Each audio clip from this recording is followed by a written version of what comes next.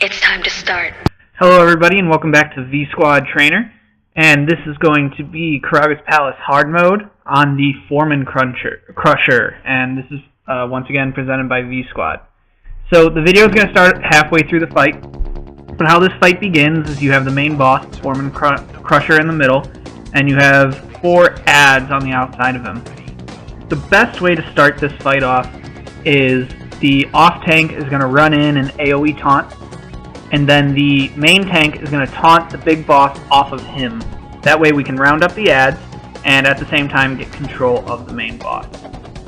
Now the main boss here has a couple of primary attacks that everyone needs to be aware of, but mostly he stays focused on the main tank. The biggest attack that he has that affects the DPS and the healers is right there. You'll see a reticle appear on the ground under you, and what needs to happen is you need to get out of that reticle. It does high damage, and if you get hit by one by accident, it's very difficult for the healers to pick you up out of. Now, this reticle also leaves behind a smoke cloud, and running into that smoke cloud actually puts a debuff on you. So once the rock hits, you need to stay away from it for as long as possible.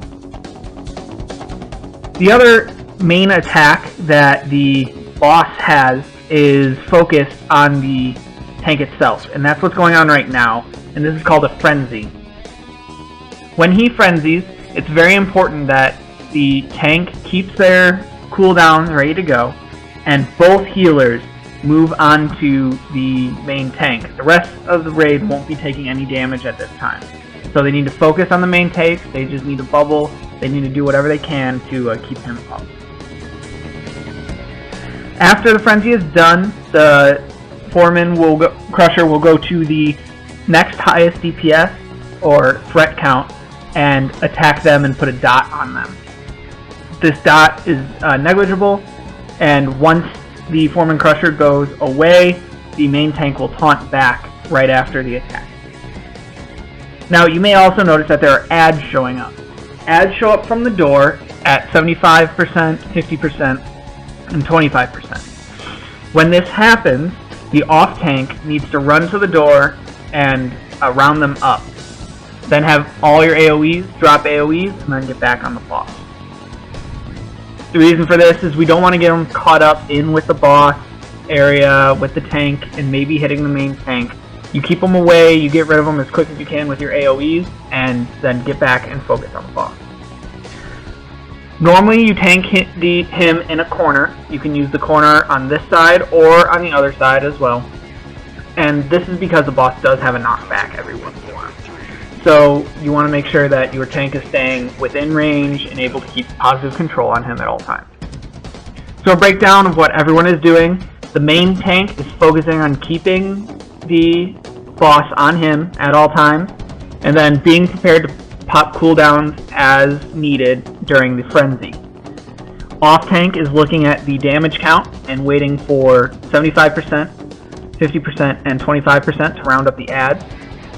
Then your DPS is just hitting the boss as hard as they can, and then as the adds come, burning the adds as quick as they can with AoEs, and then right back on the boss.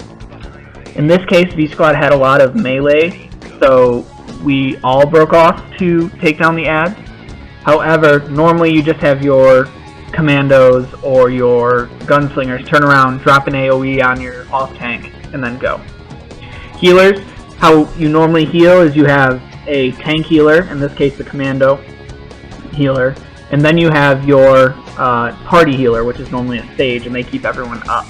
It's just easier to split them off that way. Then you take your party healer, and they focus on the main tank along with the tank healer during the frenzy to make sure they stay up. During that time, use as many hots as you can, bubble if you have it, and make sure that you keep them up.